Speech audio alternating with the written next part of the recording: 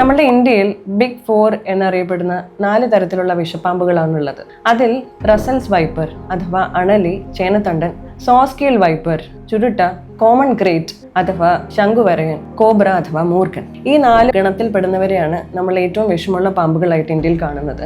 ഇതിന് ഇന്ത്യയിൽ അവൈലബിൾ ആയിട്ടുള്ള ചികിത്സാ രീതി പോളിവാലന്റ് ആന്റി സ്നേക് വെനം നൽകുക എന്നുള്ളതാണ്.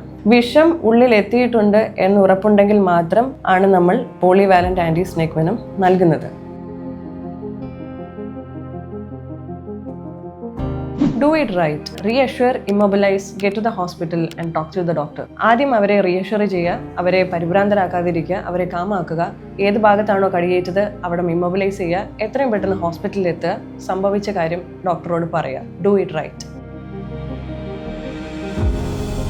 ഇനി പ്രാഥമികമായിട്ട് എന്താണ് പാമ്പുകടി ഏറ്റ ഒരാൾക്ക് നമ്മൾ ചെയ്തു കൊടുക്കേണ്ടത്?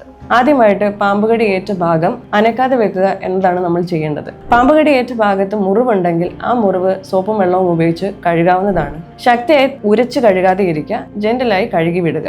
ഇതിനുശേഷം ആ ഭാഗം ഒരു മരപ്പലകയോ അല്ലെങ്കിൽ കാർഡ്ബോർഡോ ഉപയോഗിച്ച് ആ ഭാഗം നമുക്ക് കെട്ടിവെക്കാവുന്നതാണ്. കടിച്ച ഭാഗത്തേക്ക് രക്തയോട്ടം കുറയ്ക്കാനായിട്ട് നമുക്ക് പട്ടി കെട്ടാവുന്നതാണ്. അങ്ങനെ പട്ടി കെട്ടുമ്പോൾ ഒരുപാട് ടൈറ്റ് ആകാതെ നോക്കുക.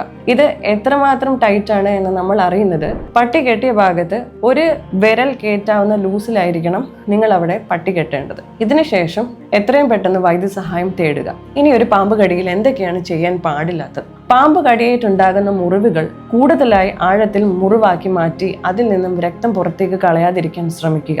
പാമ്പ് കടിച്ച ഭാഗത്ത് പച്ചമരുന്നുകൾ പുരട്ടുക, മഞ്ഞൾ പുരട്ടുക തുടങ്ങിയിട്ടുള്ള കാര്യങ്ങൾ ഒഴിവാക്കുക. പാമ്പ് കടിയേറ്റ സ്ഥലത്ത് നമ്മൾ ഐസോ ചൂടോ വെക്കാൻ പാടുള്ളതല്ല. പാമ്പ് കടിയേറ്റ ആൾക്ക് പരിഭ്രമിക്കാനുള്ള എല്ലാവിധ ചാൻസുകളുമുണ്ട്. അങ്ങനെ ഉണ്ടാകുന്നത് വഴി അവരുടെ BP കൂടുകയും ബ്ലഡ് സർക്കുലേഷൻ കൂടുകയും ചെയ്യുന്നതോടുകൂടി വിഷം പെട്ടെന്ന് ഉള്ളിലേക്ക് സ്പ്രെഡ് ചെയ്യാൻ സാധ്യതയുണ്ട്. അവരെ കാമാക്കുക എന്നുള്ളതാണ് വേറെ ഒരു ഇമ്പോർട്ടൻറ്റ് കാര്യം. പേടിക്കണ്ട എന്നും പറഞ്ഞ് അവരെ സമാധാനിപ്പിക്കുക.